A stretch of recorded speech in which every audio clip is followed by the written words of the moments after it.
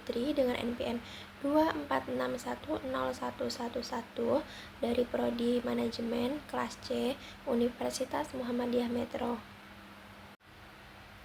Kali ini saya akan membahas soal manajemen keuangan yang diampu oleh Bapak Febrianto, SEMM. Di video kali ini saya akan membahas tentang materi kriteria penilaian investasi guna memenuhi ujian akhir semester. Langsung saja saya akan bacakan terlebih dahulu, yaitu soalnya. Pada tahun 2008, PT Mentari Persada Tbk berinvestasi dengan modal sendiri, yaitu senilai NPM. NPM saya sendiri adalah 111 miliar. Kemudian modal kerjanya yaitu 1 miliar. Ukur ekonomisnya 5 tahun dan disusutkan tanpa nilai sisa. Pengembalian tingkat bunga yang diinginkan adalah 15%. Perkiraan laba setelah pajak selama 5 tahun yaitu 950 juta, 1.100 juta, 1.250 juta, 1.400 juta, dan 1.650 juta. Berapa kas yang diterima pada akhir tahun? Jadi selanjutnya itu ada 6 tahapan. Yang pertama itu ada table cash flow, yang kedua payback period, yang ketiga average rate of return, yang keempat net present value, yang kelima profitability index, dan yang terakhir yaitu internal rate of return. Jadi langsung saja kita menghitung penyusutan. Kemudian kita lanjut ke tabel cash flow. Di situ terdapat investasi dikurangin modal penyusutan, dibagi umur ekonomis, DF 15%, dan juga PV kas bersih. Untuk EAT sendiri itu dari soal, yaitu perkiraan laba setelah pajak selama 5 tahun. Kemudian untuk penyusutan itu adalah hasil dari yang sudah kita hitung sebelumnya. Dari perhitungan investasi dikurangin modal kerja dibagi umur ekonomis yang hasilnya 22 miliar. Kemudian untuk menghitung proses dari hasil EAT ditambah penyusutan.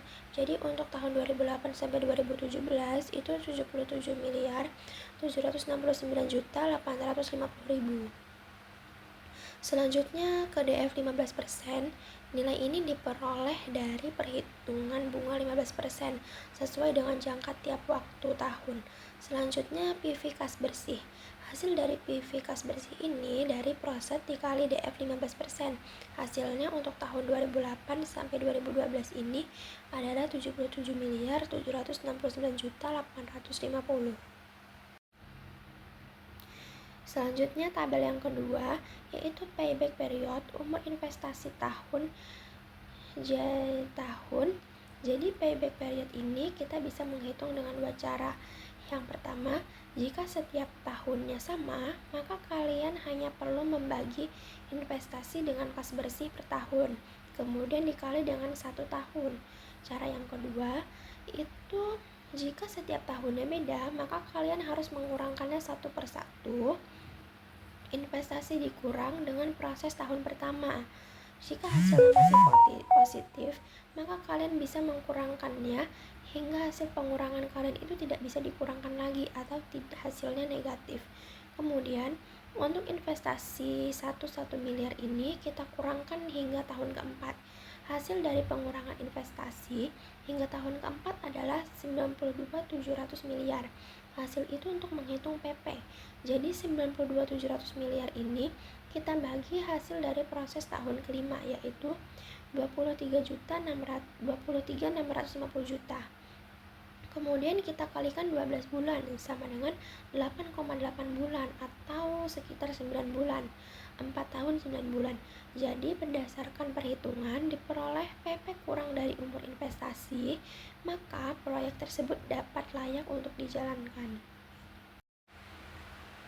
Lanjut untuk tabel yang ketiga, yaitu kita akan menghitung rata-rata pengembalian bunga. Untuk menghitung rata-rata pengembalian bunga, yang pertama kita harus mengetahui terlebih dahulu apa yang dicari, yaitu rata-rata EAT-nya berapa. Juga harus mengetahui rata-rata investasinya itu berapa. Jadi untuk mencari ARR, rata-rata EAT dibagi rata-rata investasi dikali 100%. Pertama, kita mencari rata-rata EAT dulu, yaitu dengan total EAT dibagi dengan umur ekonomis. Total EAT-nya 6.350 juta dan umur ekonomisnya 5, jadi hasilnya 1.270 juta. Kemudian kita mencari rata-rata investasi. Rumusnya, investasi dibagi 2, investasinya yaitu bernilai 1 miliar, dibagi 2 yaitu hasilnya 55.500 miliar.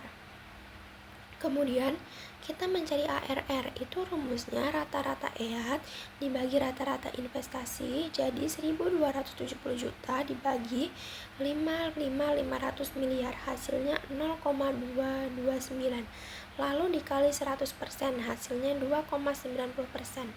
Kemudian ARR dikali investasi yaitu 1 miliar, hasilnya 2.541.900. Berdasarkan perhitungan diperoleh hasil ARR dikali investasi lebih dari modal kerja, maka proyek layak.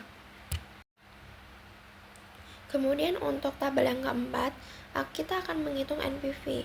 Untuk menghitung NPV ini, kita hanya akan mengurangi total PV kas bersih dikurangin PV investasi. Kemudian untuk tabel yang nomor 5, lanjut menghitung PI. Kemudian untuk mencari PI, kita hanya akan membagi, yaitu total PV kas bersih dibagi PV investasi. Jadi 77.769.850.000 dibagi 1 miliar, hasilnya 0,70063. Berdasarkan perhitungan diperoleh PI kurang dari 1, maka proyek ditolak. Selanjutnya adalah untuk tabel yang terakhir, yaitu kita akan menghitung atau mencari IRR. Pada tabel ini kita mencari 2 tabel, yaitu kutub nilai NPV positif dan kutub nilai NPV negatif.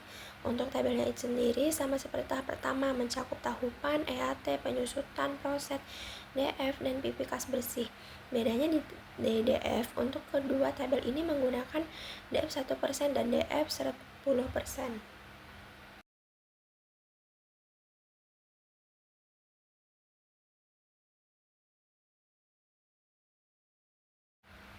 Segitu saja dapat saya sampaikan, kurang lebihnya kalau ada salah kata saya mohon maaf. Saya akhiri, wassalamualaikum warahmatullahi wabarakatuh.